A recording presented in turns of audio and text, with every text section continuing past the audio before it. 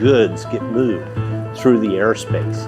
And 88 million jobs are created around the globe with this aviation ecosystem. And it's projected by 2050 that the passenger movements will be over 10 billion passengers a year. So aviation at once has become what's made the globe smaller and spurred commerce around the globe. At Boeing, our purpose is to protect and connect and explore our world, and we do that through the design and production and servicing of aerospace products. Boeing looks at decarbonizing aviation in 4 pillars. And that starts with the fleet renewal programs that our customers do. The next area is operational efficiency. The next is renewable energy and the renewable energy transition. That includes sustainable aviation fuels, green hydrogen, as well as renewable electricity. It's really an ecosystem that needs to evolve. Our 4th pillar, which is the new technology and the implementation and integration into a new aircraft type. So in 2050, I think the aviation sector can be at net zero. I think the responsibility we feel at Boeing is really to help aerospace grow and grow sustainably. It definitely is a team effort. It's about our future generation to allow the atmosphere to have lower carbon in it while we are able to still satisfy this demand of people wanting to connect anywhere in the world.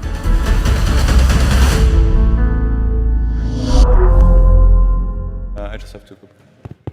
I think this is working.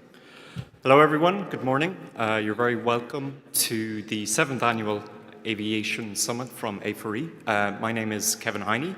I'm the new-ish Communications Director at A4E. Would just like to welcome you all here today. Just some housekeeping and a kind of an outline of how we're going to proceed today. For today's press conference, we'll start with presentations from the panelists before you. In front of me, we have Laurent Doncil, who is Acting Managing Director at A4E. He'll be followed by Michael O'Leary, CEO of Ryanair Group, then followed by Carsten Spohr, CEO of Lufthansa Group, and then finished up with Eoghan Lurgan, CEO of EasyJet. What I would just ask is, before you ask your question, if you just identify yourself and the outlet you're working for. Just a note, we are live streaming today's press conference, and to those of you who are following online, we are using Slido. So if you are following online, you could submit questions on Slido for the CEOs present today. I would also say, if you have a specific question for a specific CEO, if you can just mention that when you're asking your question. Just one piece of housekeeping to flag at the end. I know, some of you are trying to nab CEOs as they pass in and out. We have a very short turnaround between the press conference and the next panel. So I just ask if you could either do that outside or minimize the side paneling between the 2 panels. That would be really appreciated. So today, without further ado, we have an introduction from Laurent Doncil, who is Acting Managing Director at A4E. He's going to give a quick overview of the state of play at A4E. And so now I will pass to Laurent. Thank you, Kevin. Very warm welcome to all of you, the 7th Summit of A4E. Before we let the CEOs get started, just a very quick overview about who A4E is, an introduction for those of you who are not familiar with Airlines for Europe. A4E is Europe's largest airline association. We account for nearly 3/4 of the traffic in Europe. We now represent 16 airline groups, along with 6 manufacturer members and 4 law firms. Last year, A4E Airlines carried over 610 million passengers, employed over 330,000 people, and had a fleet over 3,300 aircraft. This clearly shows a remarkable recovery for A4E members in 2022 since 2021. But you'll hear more about this from the CEOs as they make their interventions. Michael, the floor is yours. Thank you. Good morning, ladies and gentlemen. I'm Michael O'Leary, the CEO of Ryanair Group. It's a great pleasure to be with you here again today on the occasion of this A4E event. I've been delegated to give you an update on progress on the single aviation market. As you know, the single aviation market has been one of the transformational developments in the European Union and the common market. Over the last 20, 30 years, thanks to the single market for air travel, which is at the forefront of the European agenda, is the freedom of goods, people and services to move freely across Europe. Millions of Europeans have been able to travel, work, study, live across Europe. Deregulation and competition between the airlines has dramatically lowered the cost of air travel, bringing it within the pocket of every European citizen, regardless of income. We've freed Europe from the previous regime under which you had to be one of the rich 1% to be able to fly. But the single aviation market is incomplete. We have been here now for 10 years calling for a reform of the European Airport Charges Directive, particularly in a post-COVID world where many of the biggest and richest European airports seek to recover their lost revenues from customers, the airlines, and our passengers. This is unacceptable. London Heathrow is a perfect case in point. They were shelling out dividends during COVID to their state-owned shareholders, and yet as we emerge out of COVID, they claim now an inability to be able to invest in their facilities without increasing airport fees by 50%. This is simply unacceptable, and we need action from the European Commission to deliver the much promised but sadly still undelivered reform of the European Air Charges Directive. On air passenger rights, it has now been a decade since the Commission promised a reform of EU 261. We all support passenger rights. When we do something wrong, when we cause a delay or a cancellation, a passenger is entitled to compensation. However, the vast majority of flight delays and cancellations today, tomorrow, and in recent weeks have been caused by French air traffic control strikes. We have to provide right to care. We provide compensation for those flight delays and cancellations, and yet we're not allowed to recover those costs from the people who are causing these delays and cancellations, which is the French Air Traffic Control Service, who are protected by immunity, from governmental immunity, from action.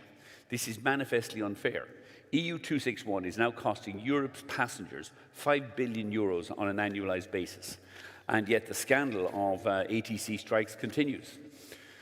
In the first 3 months of last year, In the first 3 months of last year, there was 3 days of French air traffic control strikes. In the first 3 months of this year, so far, we've had 23 and still counting. I'll give you an example of what happened. Over the last weekend, we had French air traffic control strikes, Friday, Saturday, Sunday. Ryanair, which is Europe's largest airline, but only one airline, we were forced to cancel 230 flights over the past weekend. We cancelled the flights of 41,000 passengers because French air traffic control wouldn't allow us to overfly France. We delayed and had flight delays affecting 2,200 flights. That was 400,000 of our passengers in the last 3 days had their flights delayed because the French air traffic control unions want to go on strike. Now, we all support the right to strike. However, the French use minimum service legislation to protect the vast majority of French domestic flights. So while French air traffic control are on strike, the French are flying away happily immune to these strikes. All of the cancellations are being taken by overflights. So British people flying to Spain, Germans going to Portugal, Irish people connecting to Italy. We have our flights cancelled or significantly delayed on a daily basis because the French air traffic controllers want to go on strike. Eurocontrol wrote to the European Commission in December of last year calling for action. And it's not radical action. They suggest that we should have minimum services applied to air traffic control services across Europe. We should protect overflights during periods of national ATC strikes. And we ask the question, why has nothing been done? Commissioner Vălean will show up here for 10 minutes, give you a brief, very brief summary of what she's done in the last 2 years, then scuttle out. But ask her why she's not taking any action on protecting overflights, on protecting the right to freedom of movement of European citizens, and protecting the single market for air travel.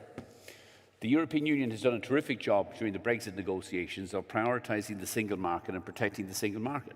Yet when a bunch of French air traffic controllers want to go on strike, hands up, do nothing. We're calling on Commissioner von der Leyen, in the absence of any action from Commissioner Vălean, to take action. We want protection of overflights. People should have, and air traffic controllers should have the right to strike, but if there's going to be flight cancellations, it should be the domestic flights in that country that take that hit. The Italians already do this, they protect overflights. The Greeks protect overflights. Why isn't the European Union doing likewise? So we're calling today, and we've set, in Ryanair, and I speak here for Ryanair, we've set up a petition. We want to get 1 million signatories over the next 3 months, and then we will submit that to the European Commission, asking Commissioner von der Leyen and her Commission to take some action to protect the single market for air travel, which is on a daily basis being shut and impinged by French air traffic controllers. And with that, I'll hand over for the good news to my colleague and friend Carsten Spohr, who has stepped down this week as chairman of our group. Carsten. You never offered that to me, but we'll talk about that later. Michael's example, I think, is one more proof that our industry, as much as people like us trying to optimize our own companies' activities, are limited in some of the aspects of our industry. We need governments to support. And another example, besides air traffic control, is sustainable aviation fuels and the decarbonization of the industries. There's things we can do, other members of Airlines for Europe do, other airlines around the world can do, but there are things we cannot do. And that's obvious that in our industry, and we are speaking on behalf of the industry today, no serious player denies the commitment of the industry to support the decarbonization of mobility in general, and in our specific case, to go down to zero carbon in 2050. But this requires huge investments way beyond what we can do financially, but also way beyond what any individual company can do, because it's infrastructure issues. We cannot build airports, and we cannot build factories for sustainable aviation fuels. And even if we could, we would only do that when there is incentives, which, for example, the US has been managing to do. The US, maybe a little later than Europe, but has surely discovered the potential of sustainable aviation fuels. And what do? They create tax advantages for producers and for buyers, airlines, to get incentivized to use these fuels and to bring up not just the use, but also bring up the production volumes of this very important part of decarbonizing our industry. And that's something we are missing in Europe. We are missing in Europe any support in this regard. We rather see blending mandates forcing us to buy non-existing volumes of sustainable aviation fuel at crazy prices, 5 times as much as fossil fuels, which obviously will not allow any of us to use more of that than what hopefully more and more passengers are willing to accept in terms of higher fares to compensate the airlines for it, because at least in our case, 30% of our costs are fuel, which maybe is a little less for a short-range airline, but for a long-range airline, that's probably a pretty good average around the world. How can you accept 5 times as high prices for fuel when 30% of your cost base is this single item? So we definitely have another issue besides air traffic control, where governments, airlines, our industry, other players in the industry, think about the engine manufacturers, but also society in general, need to show commitment that we have to make the right investments to scale up availability of synthetic aviation fuels and bring down the price disadvantage of these fuels quickly. And let's be honest, there is a global race on this already about where is investment going to build up volumes. And right now, while we speak, investments go towards the US, because they have, with their policies, created attractiveness, again, for investors to produce, but also for customers and airlines to use synthetic aviation fuels. And the, obviously, Inflation Reduction Act is, among other things, also focusing on this. And I think Europe has to be very careful. We lost the race for one sustainable industry when it comes to batteries. We lost the race when it comes to the sustainable ideas of solar panels. If we now also lose the global race for synthetic fuels, we don't only reduce our potential improvement on environmental topics, we prove once again that Europe is not competing where it should be with the engineers and the scientists we have on this continent who do know what needs to be done. So further measures to bring up sustainable aviation fuels, but also other ideas of decarbonization, hydrogen, electric propulsion for smaller airplanes, not the ones we use, but there's other parts of aviation. So I think it's time that we don't only talk about this and create, mandates, additional cost, but let's focus on the scaling and incentivizing of using these measures to decarbonize our industry. And that, I think, is, again, something where what always strikes me, between the positive attitude towards aviation when it comes to the individual consumer, which of course also everybody in this city to a certain degree is, and then when it comes to policy making towards aviation, we see a huge gap. So I think our job, partly also the job for Airline for Europe, is to close that gap and turn some of the positive energy we see in our customers. This summer, we basically see more customers than we can fly almost. Let's turn that energy which exists among the voters and people in Europe towards policies which help us to stay in the race, not just for competitiveness in financial terms, but also in competitiveness for reducing the environmental impact of our industry, which totals up to 2.8%, as we all know, of carbonization around the world. And that, I think, is a very important topic, not the only one, again, which cannot be done alone, where we need politics and the industry to work together. Thank you. Well done. Right, thank you very much. And following on from that as well, I'm going to pick up actually points that already been raised by Michael and by Carsten. And I'll start off with this thing about the demand. And, you know, this is the good news. I mean, if you remember, it wasn't a long time ago, even, you know, when we had these forums where there were questions, and I think it came from the audience to say, look, will customers ever fly again to the same extent? Will the business that you are in actually be back to the levels that we've seen in 2019?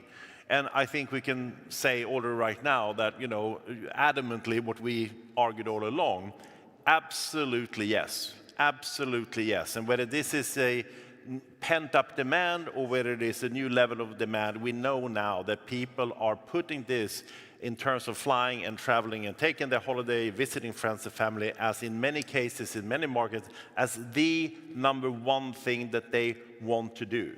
We've seen that there have been changes throughout the pandemic with COVID that refers to how you want to work, mobile working, hybrid working. But one thing that is really, really clear in all the service that we do is travel and experiences comes up on top. So that's the great news. That's the great thing. And we're seeing this also in the demand. In 2022, where, if we remind ourselves, I think it was only about this time last year that we saw some of the last travel restrictions were being unwinded.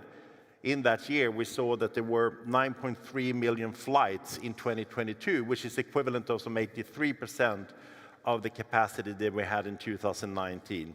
This year, we're looking at that 9.3 million to go up to 10.2 million, which is 92% of 2019 capacity. And it's actually, if you're looking at the loading of those numbers, I think that at the end of the summer, we're going to be back and some airlines will be over and above those levels as well that we had in 2019. And this is really great because fundamentally, you know, there was a debate not long ago whether actually is travel going to come back because of what has happened since the pandemic, and now we know that is the case.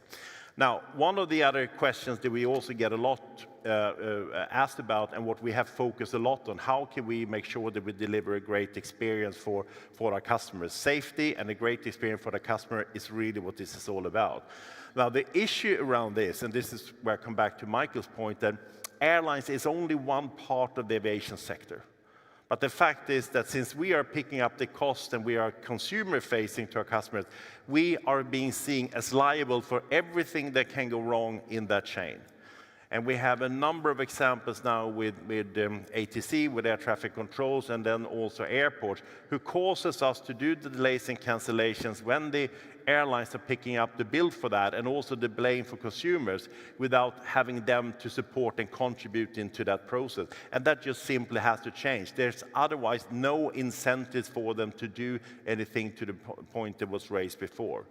But I think one of the things, and we discussed it at the A4E here last night and this morning, we have all gone through the suppliers to the extent we can. We have all made sure that we can do whatever we can to deliver a fantastic experience. But as we're seeing, as of today, with the cancellation that takes place, with the delays that takes place, that is simply out of our control, you know, there is a huge challenge in here that relates to more than what the airlines can do. And that's the reason why we want to bring attention to this at this forum. And we need to, and we will work with our colleagues around this to make sure we can deliver a good experience as possible for the customers. But we need to see some action when it comes to the things that Michael was mentioning when these things happen. And related to that is then also the question about the airspace reform. If we can just go to that one as well. This is a really interesting one, and it's also it's almost an exhausting one to talk about because we have talked about it for so long. And I know the question that's going to come up when we do the Q&A here, and I think I see the gentleman, I remember to say that what is going to change right now in terms of the fact that this has been debated now for over 20 years. The solution that the single European sky was going to give us is adamantly clear and is very much there. The difference is now when you look at what this can contribute to the things that is really a top priority for this industry and how to decarbonize is the enormous amount of savings on CO2 emissions if we could now finally getting this done. And this is what the decision makers have to realize. It is the quickest and the most efficient, the least expensive action we can take today to actually reduce CO2 emissions from this industry. And I've taken an example here. This is an EasyJet, an example on the route that actually not only EasyJet flies to, but it's between Paris and Milan, and we fly this frequently on an everyday. We have taken that route and we have measured what the fuel burn is on that. And if we compare that to what we could deliver with what single European sky would promise, we would save 19% of CO2 on each and every one of those flights. 19%. And this is one example that we have across the network. Now, the thing about this is that if you're then taking a look at to say, well, what is the cost of actually removing CO2 from there? What is the cost of the activities that takes place and the technologies that are there? It is by far the cheapest way on removing a CO2 ton of carbon emissions in the air. Way cheaper than ETS, not in the scale of carbon removal technologies, and SAF is just way, way out there. And I think what we need to do, and we discussed this here with A4E, we need to be able to translate what the costs are in terms of money, to actually translate what it means in CO2 savings, in carbon emission savings. Because I think that's going to be a highly uncomfortable argument for decision makers why this isn't done and why this is not being introduced as well. So we must focus on creating the delivery of this reform that has been so much out there for such a long time as well, and really do it for the sake of the planet, and really do it for the sake of also the industry to continue to thrive and to continue also to grow in the future. And I think that was my last slide. Great, thank you. Unless Eoghan. it's a surprise for me. Just before I open it up to Q&A to the audience, I should say, of course, we have 3 CEOs present. Ben Smith sends his apologies, and as you'll see later, Luis Gallego is going to only do age-appropriate sports in the future. Unfortunately, he's been unable to make it today. So with that, I'll open it out. I see Tim at the front. We'll take it one by one, and then...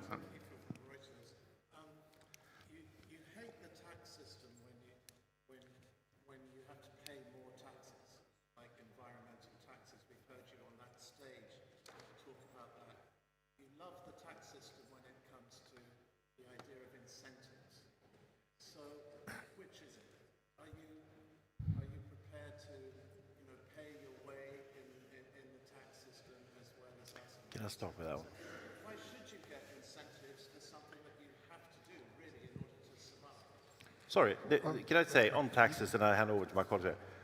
You tell me when there's any proof that taxes has been anything good to decarbonize what we're doing. Give me one example of that. The revenue from the taxes has in very rare cases gone on to do anything what it takes in terms of decarbonization. It's been there to filling up pockets from the governments and their own deficits in there. That's what we don't like. We pay our fair share of taxes. We display this on the stage many times before.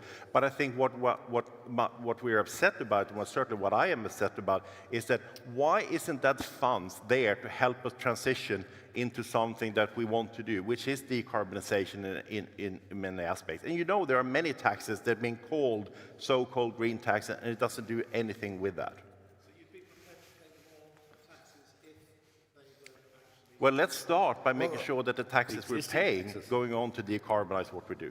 But the important is, and this answers the second part of your question, or your second question, these taxes, like the German aviation tax, which of course I don't like, at least they apply to everybody who takes a passenger from Germany to anywhere else in the world. If it's Lufthansa, if it's somebody else in Europe, if it's somebody in the Gulf. Blending mandates, or our participation we as European airlines have to do in the emission trading system, only applies to European airlines. It doesn't apply to non-European airlines. You want to fly to Singapore tomorrow, you can either fly via Paris or Munich. You have to pay emission trading for your flight from Brussels to Paris, or in that case, sorry, Brussels to Munich. If you want to go via Doha, you don't need to pay emission trading. You also don't need to be part of blending that airline which might take you to Doha. It just doesn't use synthetic fuels.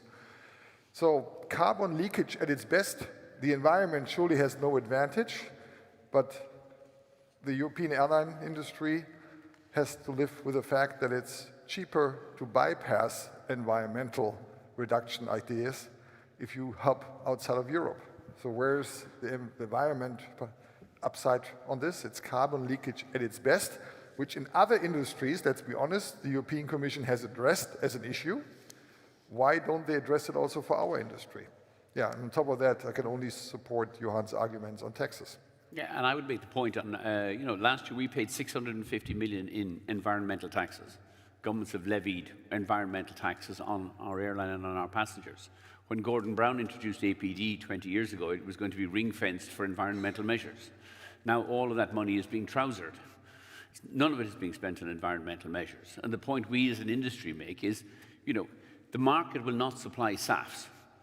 And where the market doesn't supply SAFs in either any meaningful volume or at meaningful price, there has to be government intervention. And we ask the question, where is all this money, the billions of environmental tax that Europe's airlines are paying on an annualized basis? What are governments doing? Frittering it away. It's not, they are specifically designed by government to be environmental taxes. We as an industry accept that we and our passengers must pay those environmental taxes, but we rightfully ask the question, what the hell have you done with the environmental taxes, and why are they not being used, as Carsten has rightly said, to at least subsidize or to incentivize the rapid acceleration of the production of SAFs?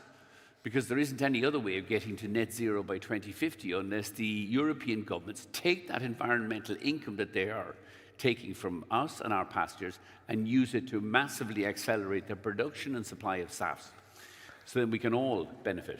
I know it's a press conference. Sorry, I know it's a press conference where you are supposed to ask questions, but let's do a little quiz. You may follow. There was some issues, especially between Germany and the EU, on e-fuels last week. Maybe some of you followed that. How much percent you think of all the SAF we right now use is e-fuel? 0. There are no e-fuels available yet beyond academic research, some of them funded by us. I'm sure my two competitors are funding something as well. The only scalable SAF form is e-fuels, because biofuels cannot be scaled to beyond a certain degree. So where do we think all this comes from? And this is where, obviously, an airline has its limits. But I know you want to ask the question, so okay, I'll take a few more. I think Sid from Bloomberg, and then I'll come back to you, Joanna. Yeah, I'll come back to you, Joanna. So if we go for Sid from Bloomberg. Yeah. We have to answer quicker, huh? Two questions. One was on summer 23. You talked about the airlines being prepared, but the rest of the industry needs to be prepared. So where are you in discussions with your airport partners and suppliers in terms of preparedness, and will we see chaos? We've already seen flight cancellations, we've already seen strikes, we've already seen sort of walkouts, UK Passport Office on strike. So is summer 23 going to be worse than 22, or was it going to be better, or is it going to be the same? And second, on SAF, I mean, we've seen sort of SAF incentive to suppliers to make more SAF. Does the airline industry want specific measures for themselves, or what exactly are you asking for in terms of incentives? So maybe Eoghan, if you want to take. Can I take summer 23? I think summer 23 will be materially better. The airports, security, the airlines, the handling agents are much better staffed and prepped for the summer. However, that doesn't mean that the summer isn't going to be very difficult. Air traffic control strikes are going to be infinitely worse. There's capacity restrictions on European ATC systems because of the military activity over Ukraine, and the overflights over Russia. All of the Asian traffic is being funneled down across German and southern Eastern European airspace. So air traffic control is going to be materially worse. And as I said already, we've had 23 strikes from the French in the first 3 months of this year compared to just 3 last year. So I think the airports and the handling will be significantly better. Air traffic control will be significantly worse. And SAF, I don't know whether you want to take Eoghan or Carsten? Well, again, we can look at the US. We don't need to reinvent the wheel. There are tax incentives, both for producers of SAF and for those who buy them, like airlines. I think this could be thought of.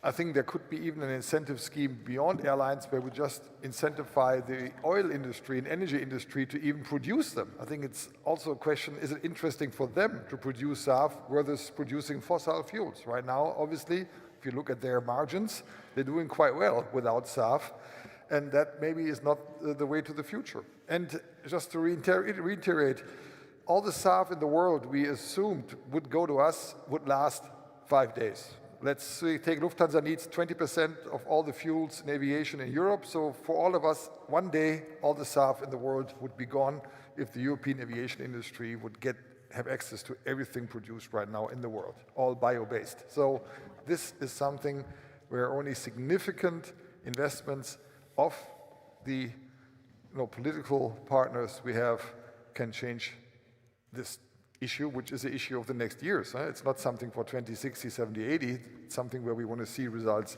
in this decade. We want to go down to 50% CO2 by 2030, and SAF is a big part of it. Another big part is buying new airplanes, which the three of us do, but let's be honest, if you order an airplane now, you cannot even get it this decade.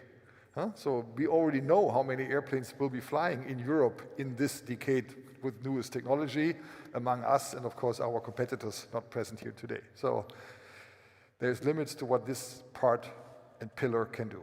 I think we have a question in from Simon Calder, who's watching online from The Independent in the UK via Slido. He's asking, what are the panelists' views on the trajectory of short and long-haul fares over the next few months and years?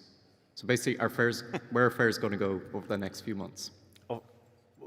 Short and long-haul fares, are they going to go up or down? Fares the next few months. Oh, gosh. Listen, doing a trading statement, are we? There we go. I mean, look, clearly there is, a great sense of good demand that is out there, and I think we all have reflected that in the trading statements that we have been doing. But as always, it's going to be very competitive. I mean, you have certain, routes that are more competitive than others. But even as we speak of today, with the statements that we have left in the past, we have about 50% of all our program that is now on sale that sells for under, £50 as an example. So you're always going to be able to find very, very attractive fares. But at the same time, we also see that there is a strong demand that is out there. So I think it will be like, same but different. A lot of competitiveness out there on certain routes. You can always find great deals, but it's also, clearly a good demand that we're benefiting from. No, I think long-range I think there's a global element of strong demand and limited supply. And there's different reasons. In Germany, well, I think in Europe, Michael rightly saying, staff shortages on the ground, air traffic control shortages. In the US, pilot shortages. Globally, engines and engine parts are missing in airplanes as well. So overall, I think we see what Eoghan was describing for Europe. But most long-range traffic, we all know, is not point-to-point. It's via a hub, which by nature creates competition because there's always another hub you could use as well. So I think the competitive element is well in place. And put that together with a healthy demand and supply curve, I think we are seeing, yields in the vicinity of what we saw before last year when a similar situation has arisen. Okay, next question. Kathy, did you have a question? Yeah, I'm going to go on this side of the room and then I'll come back. We need to speed up. We have 15 minutes, so Kathy, shout. Sorry. Yeah, Carsten, you also mentioned, you would like to see other measures to support the uptake of different technologies, not just SAF. Like you mentioned, hybrid electric, hydrogen. Which measures would you like for the uptake of these new technologies? Yeah, as an engineer, as a pilot, I love the idea of hydrogen. I love the idea of small electrical airplanes. But let's be honest, the easiest and by far most usual leverage comes from single European skies. It doesn't take high tech. It just takes political will. The second biggest leverage is from new airplanes, or the newest airplanes, which are existing, mainly the engine technology. Whenever we take a new airplane in and take an old airplane out, 20, 25, 30%, depending on the model. So again, hydrogen is wonderful. There are smart people working on that. For smaller airplanes, electrical one day for, whatever you call it, island hopping, general aviation might exist, not for our industry, at least I think. But let's take the most useful and the biggest lever first. And also just to mention, I mean, as we have set out, when you're doing a net zero roadmap 2050, you're going to need a lot of technologies. Yeah. You're just not going to bet on one thing that is in there. And by the way, we don't know exactly how hydrogen will plan out. We don't know exactly the efficiency and the cost of the synthetic fuels when they're available. But what we do know is that there's a huge amount of research that goes into these things. Many, many hundreds of projects in this. They are quite promising. And remember that the developments when it comes to these technology, it's not linear, it's exponential. It's tremendous, a lot of things happening in there. But to Carsten's point as well, we are here right now where we need to take action now. So to continue to invest for the future, but doing something about this today is the most critical thing that we can do. And that's why the airspace reform is so important. Lady here. Victoria? I'll give it to Victoria first. So. Just speak, it's not a big room. Yeah. Good morning, Victoria Moores with Air Transport World. I'm wondering if there's scope to change the conversation a bit. And by that I mean there's all this talk about taxation, government subsidising, escalation of SAFs, etc. Is there any potential for the aviation industry to come together to create a fund for yourselves to then support this R&D, or would that hit anti-competitive clauses? I think R&D, we're all doing a lot ourselves, supporting universities, supporting startups, at least we do, and again, I'm sure my competitors do similar things. But the volumes here are huge. And it's not only we are missing incentives, I mean, that's not the slogan of the day. We are currently penalized for doing carbon reduction activities by participating in the emission trading system as a European carrier, where you don't need to participate if you have a hub outside of Europe. So we're not even talking about supporting, we are at this time just asking for a level playing field, which currently works against us. But I think it's not the R&D issue, there's more. It's huge investments required. This fuel will not be produced in Europe, because you need enormous amount of clean electrical energy, which we're not going to have in Europe. We're either going to have it in Latin America, Africa, other parts of the world. So this is something way beyond every airline can do on its own. I think we have a question over there from Times.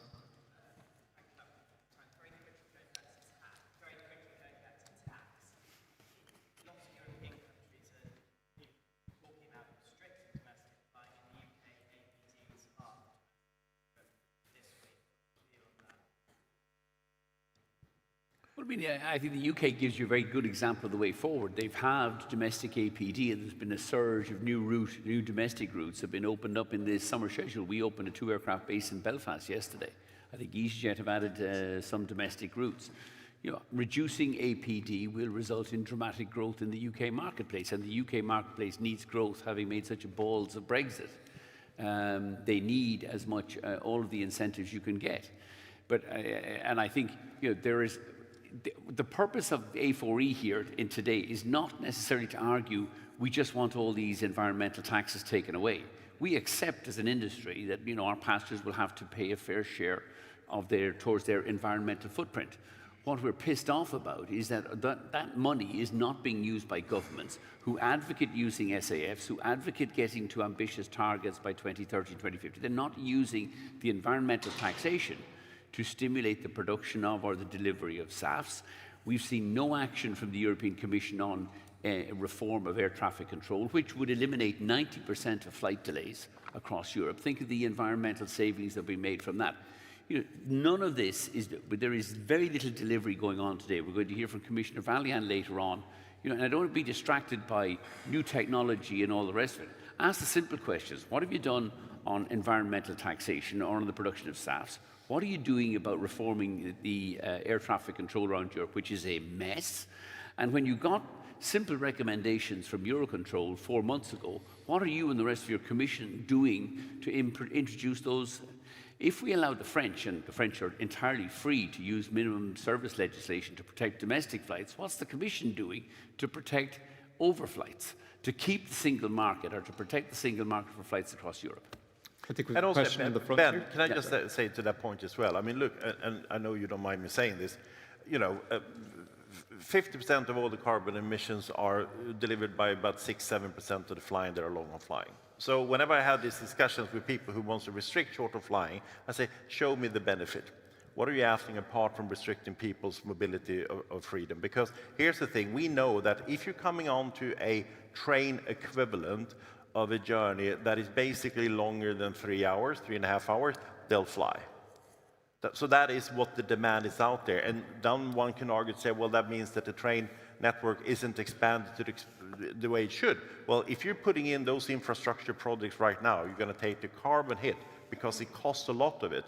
And by the time they are going to be finished, you're going to have a lot of other technologies that's going to decarbonize aviation. I think we have a question in the front there. Good morning, this is Andreas Scholz, freelance from Hamburg.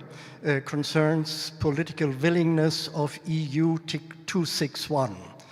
Do you see a real process to change for that within the EU? And second, as far as airports are concerned, they lean back and you have to pay the bill. So Amsterdam recently at least showed a little signal to compensate a certain share of their mess they created. Is there a further move like at Heathrow also to compensate for the problems at the airports? Thank you. We don't have delays. You take it, Michael. Is there any evidence of EU 261 reform? No, there isn't. The Commission have been talking about it for 10 years. Nothing has been delivered. Meanwhile, the European courts keep extending, wrongly in my view, EU 261 into areas where they don't belong, like mechanical failures. But the fundamental weakness of EU 261 is exposed by these air traffic control strikes. We are told under the legislation that we can recover our EU 261 costs from the people who caused the strikes, but French legislation, it gives the air traffic controllers immunity from prosecution. So the airlines, one, get the blame, and I feel considerable sympathy for our passenger in Germany or in Spain, don't understand why their flight is cancelled because a bunch of French air traffic controllers are on strike. They're not flying to France, they're going from Spain to Italy. And you have to explain to them, yeah, sorry, but the sky over France has been shut down. The Commission sitting on its hands as usual, doing nothing except talking. And it is a very, so the airlines get the blame for the delays or the cancellations. We have to provide the right to care, and yet we have no way of recovering that from anybody other than our passengers. So we see no evidence of any EU 261 reform. Do we think airports are going down the right track? No. Airports trying to restrict flights is another way of airports artificially trying to boost their income. They'll restrict the flights in Heathrow this summer, then they'll say, oh, we weren't able to recover our regulated asset base because our traffic fell, and that means we have to get an increase in our charges next year under the bullshit regulatory regime they operate under. The airlines don't operate under a regulatory regime. Carsten, Eoghan spend billions on aircraft, and yet we don't get to go to some regulator, oh, this is a very risky investment, please let me put up my airfares by 50% for the next 5 years, otherwise I won't buy these aircraft. And yet you have a bunch of Middle Eastern shareholders in Canadian pension funds in Heathrow get to go to some Dumbo regulator in the CAA who hasn't, if his IQ was 1 point less, he'd be a plant, and say, we have to have a 50% increase in our airport fees because, oh shit, we had no business for the last 2 years, so we get to recover all that. And we're capping our traffic this year. That means we'll under-recover this year. And because we under-recovered this year, you have to reward us next year with even higher airport charges next year. You can always tell an airport when it's telling lies. Its lips are moving. And when Heathrow and Schiphol and these other rapacious monopolists want to increase charges, they should be told to rev up and foxtrot Oscar. The European Commission should push ahead with the reform of the Airport Charges Directive, and these guys should be exposed to true competition, which is what we have between the airlines, which is why our customers benefit so much from the vigorous competition between the airlines. There is no equivalent between the airports. But don't get me started on airport reform. So time is against us. Can I have 2 quick questions in succession? I've got Andrew there and Tanguy there on the right. Hello, this is Iteke de Jong speaking from the Netherlands. Mr. Spoor, our government wants to lower the cap of the movements of Schiphol, our national airport. Are you already partying in Frankfurt because you get more customers? Well, Frankfurt is limiting capacity as well because shortage of staff. But more surprising for me, I grew up near the Dutch border in Germany, and I always looked at the Netherlands as being a trading country, yeah? Creating wealth from trade, initially with ships, then with airplanes. How such a trading nation can limit mobility, I have not understood yet. But my party mood is limited when I look at the capacity constraints we have at our largest airport in Frankfurt. So, just one final question from Tanguy there, I think. Hi, good morning. Tanguy Kemener with AFP. I'm based in Paris. I was wondering, Mr. Spoor and Mr. Lundgren, what the consequences of the current French ATC strikes were on your operations? Well, similar than Michael's, because we are all affected. Maybe the percentage is a little lower in my case of flights crossing French airspace than it is for Michael and probably also for Eoghan due to their markets they are present. But I'm missing all the connections from people who want to hub in our hubs. We're reducing the local O&D traffic, so it's similar. Maybe the percentage impact is a little smaller, but I can underline everything Michael said about this. No, I think we're very badly hit, given we got 50% of our operations in the UK, and we fly a lot over that airspace. And it's exactly the point that Michael just made. It's impossible sometimes for people to comprehend when they go in from point A to point B, and there's something happening at point C that makes the flight cancelled. And I must say that it's difficult to see also, when it's going to end. But it's not. I mean, we got a note last night from French ATC asking us to cancel 60 flights tomorrow, less than 48 hours notice. And then also the wonderful news that the daily French ATC strikes will continue for the month of April. Yeah. Daily. I mean, we are all collectively facing daily cancellations of flights that aren't even operating to and from France, while the French protect their domestic flights. And the issue is also not only actually the actual flight that happens, but because it also then affects and has a ripple effect across the whole of the network, that makes it even more impossible for somebody to understand why there's a delay on this whole thing. 20% of the airspace is closed because of what Michael referred to with the Ukrainian terrible war going on. We have the biggest NATO maneuver coming in June, I think we have seen since the Cold War, which will have significant impact on another percentage of airspace closure. So this will be the biggest trigger that summer of 23 delays. I fully agree with. One final question. This man has been very patient all morning, and then we'll bring it to a close. Hi, Eric Renet from newspaper Le Soir in Belgium. You are asking the same question to Europe for years about single European sky compensation, taxes, and so on. How long are you still going on politely? I think we have to keep going until we get change. I mean, ultimately, we have to keep raising these issues. We have to keep exposing the fact that this Commission has delivered nothing, and ask again next year when they deliver. Eventually, you'll embarrass them into actually taking some action. I mean, I think there's a significant prospect here because air traffic control is going to be so bad for the next number of weeks and months. We might finally prod Ursula von der Leyen Sphinx-like into doing something. I know she doesn't like doing anything, but that she might actually do something to protect the single sky over Europe. That is her job. But this Commission, postpones action.